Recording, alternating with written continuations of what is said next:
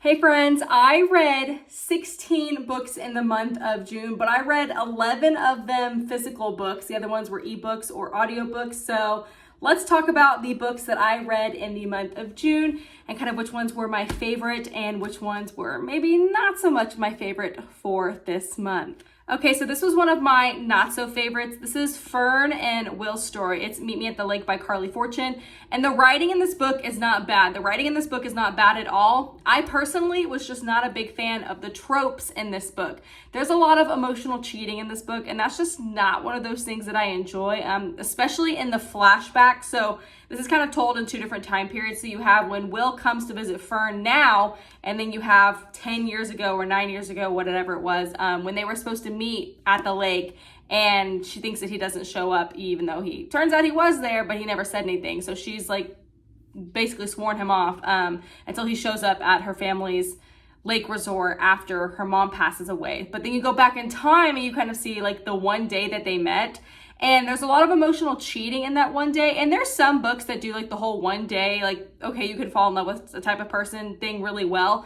I just didn't feel it in this book. I didn't feel it. I didn't get it. I wasn't like, okay, I can see why these two people fell madly in love in one day. Maybe that's just me. And again, maybe it's because the whole emotional cheating thing, I just like wasn't a fan of it. I was like immediately turned off on all of their like flashbacks in time. But I just wasn't the biggest fan of this. I gave this 3.5 out of 5 stars. So the writing is good. It just wasn't personally my favorite, and I read a lot better books this month. All right, this was a fun read. This is Love Ad Lib by Evie Alexander. This is like perfect British humor, British rom-com. If you could put this in a book, that is what this book was. So you have Henry and you have Libby here.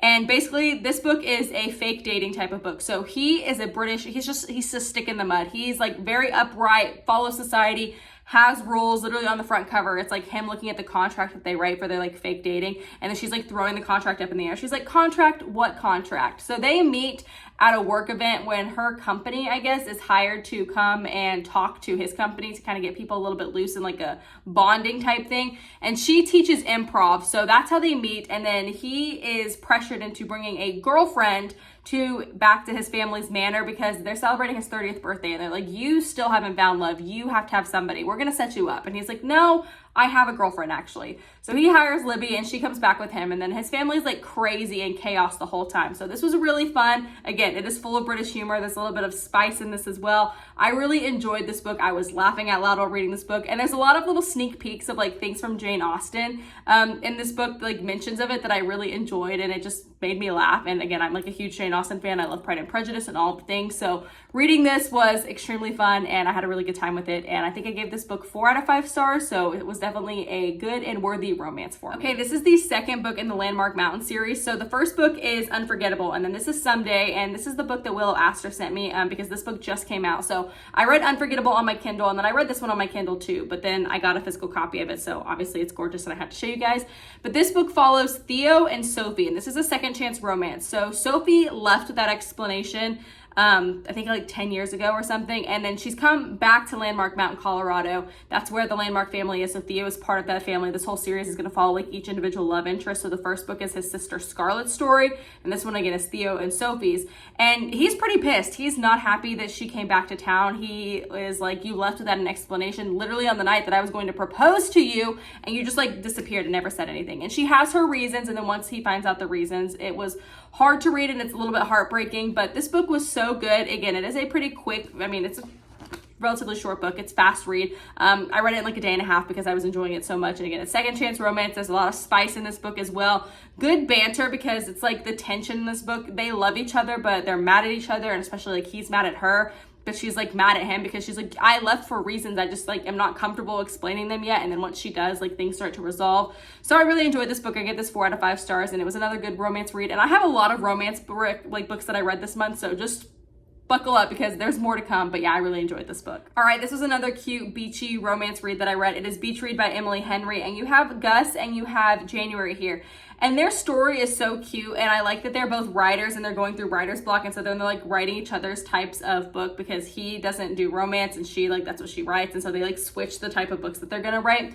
But what I really enjoy about Emily Henry books is the fact that it doesn't just focus on the romance. Like, yes, that's one of the big aspects. Obviously, again, it is a romance novel, but there's so many other things that are happening with the characters in all of her books that make them like three-dimensional, and it's not just like, oh, this cheesy romance that's ongoing. Plus the romance in this wasn't cheesy. It was really believable, and it was really cute, and it was really sweet. And I like the fact that they're like frenemies kind of, because they went to school together, and he never really had a problem with her, but like she's like, oh my gosh, this is my nemesis, like I hate him. And he's like, why do you hate me? Like I've never felt that way about you. And so this was a really cute read. There's spice in this book as well. I really enjoyed this read. I gave this one, I think, 4.5 or 5 stars, because again, I love Emily Henry's writing. I think she's a fantastic author. So I love this book. I couldn't put it down. I think I read it in 2 or 3 days because it's an easy, cute, summary beach read, literally beach read. And I enjoyed everything about this. So if you haven't read an Emily Henry book, you were missing out, because this was another great one by her. All right, let's take a break from romance, because I read 2 thrillers this month. And if you know me, I freaking love Frida McFadden. Okay, so these are my 3rd and 4th Frida McFadden books that I've read.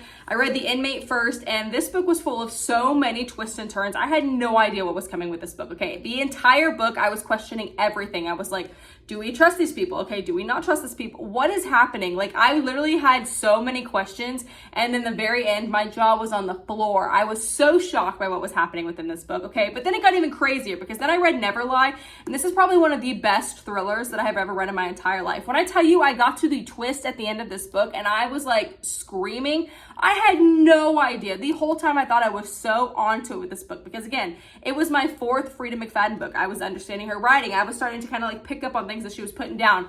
Wrong. This book shocked me so much, and it was so good. Literally, I read this in like almost a sitting. Like, I started reading this book, and then I could not put this book down because it was so good from the get-go. You're going back and forth in time with this book. You have 2 different point of views, and just, it's incredible. I love how she writes her books. Again, this one, The Inmate and Never Lie, both freaking fantastic. I like Never Lie just a little bit more because, again, when I got to the ending, I was in shock.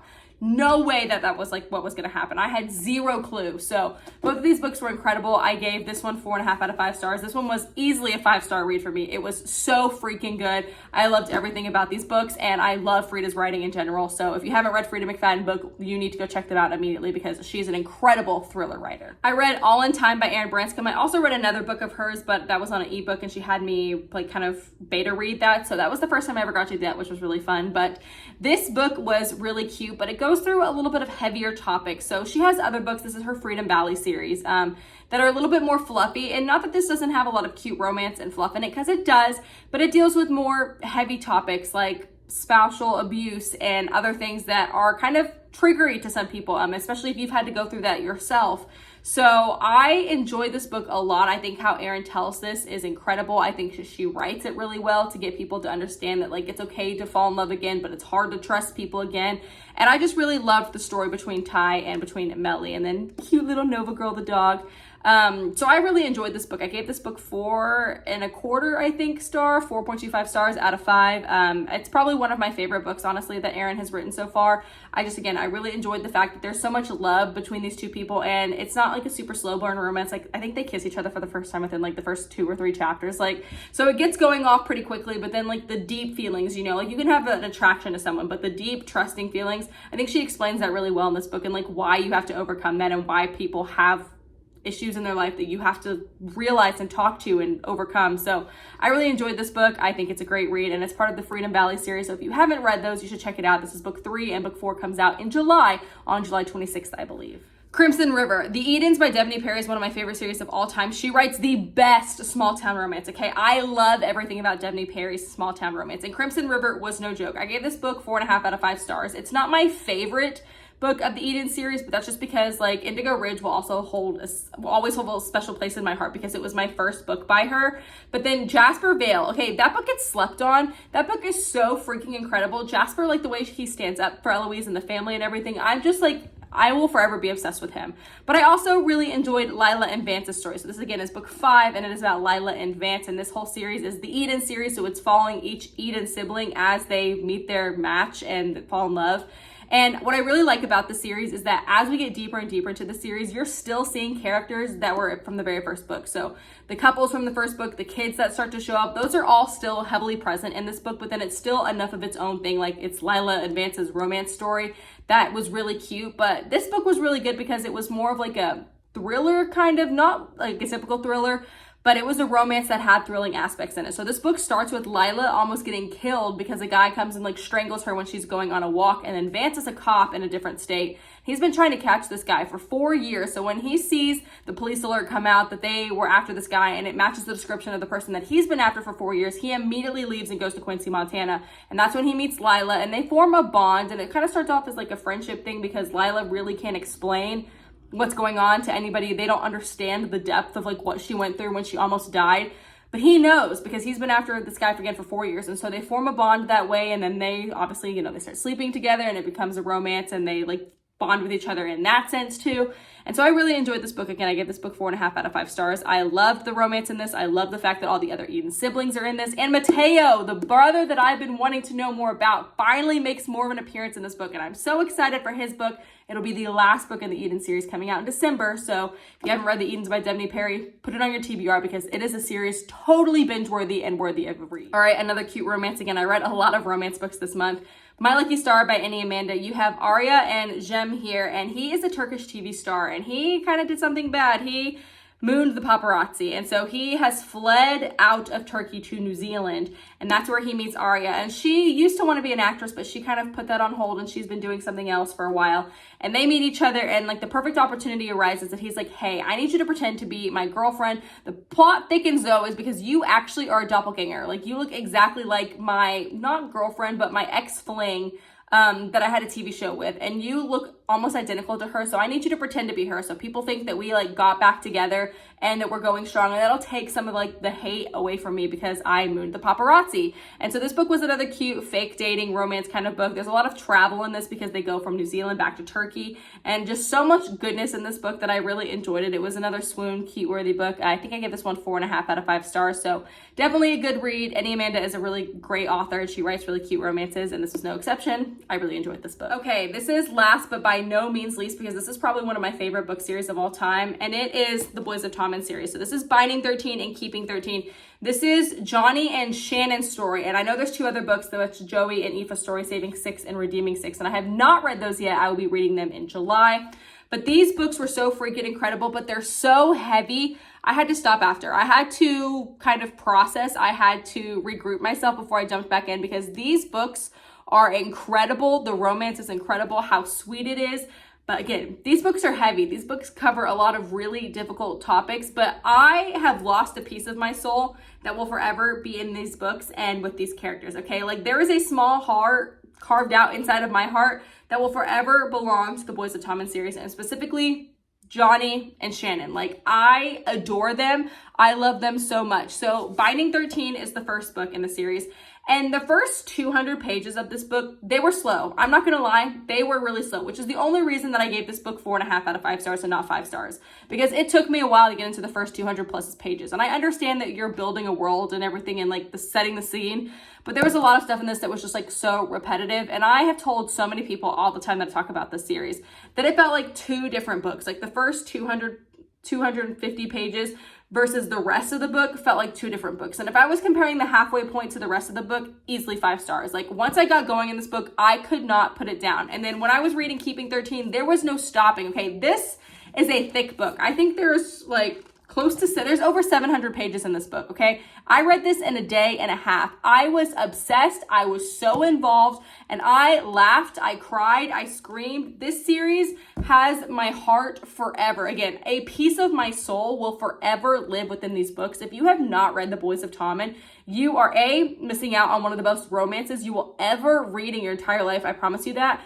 But Chloe Walsh writes some of the best dialogue that I've ever read in my life. Like writing dialogue is not easy as an author. And I was reading these books and I was literally sitting there feeling like I was listening to a conversation happening, that I was at the table that these people were at and I was listening to a conversation happening. I was laughing again so many times through these books because some of the best characters that have ever been written are inside of these books. Gibbsy is one of my all-time favorite characters ever written by any author, any genre ever. I freaking adored him. And just anytime he literally talked at all in these books, I was laughing because the dialogue is incredible. So easily some of the best books I've ever read. Again, I gave Binding 13 a 4.5 out of 5 stars. Keeping 13 was a bajillion out of 5 stars, 100,000, whatever you could possibly rate above 5 stars. a 6 out of 5, a 7 out of 5. It was freaking phenomenal. I bawled my eyes out when I finished the first 2 books together, and I had to take a physical break because I was like, I cannot read a book for a few days. I didn't read a book for like 4 or 5 days after that, and then I had to force myself to get back into it. But I knew that nothing was going to compare to this until I go to the next 2 books, Saving 6 and Redeeming 6. And again, I'm reading those in July, so I'll have that on my July book wrap up. But heartbreaking, so good. If you have not read the series, you 100% need to. And that's a list of all the books that I read in the month of June. Again, I read 11 physical books. I read a few more ebooks, so I cannot wait for the month of July. This is going to be a sports romance month for me, so I am very excited for all the books that I'm going to be reading for the month of July. I'll have a July kind of hopeful TBR video up soon. But yeah, thanks you guys for watching this. And if you have read any of these books, comment below if you liked it. And don't forget to subscribe so you can see all the new TBR videos and every other thing that's happening on Michaela's BookNoop channel right here.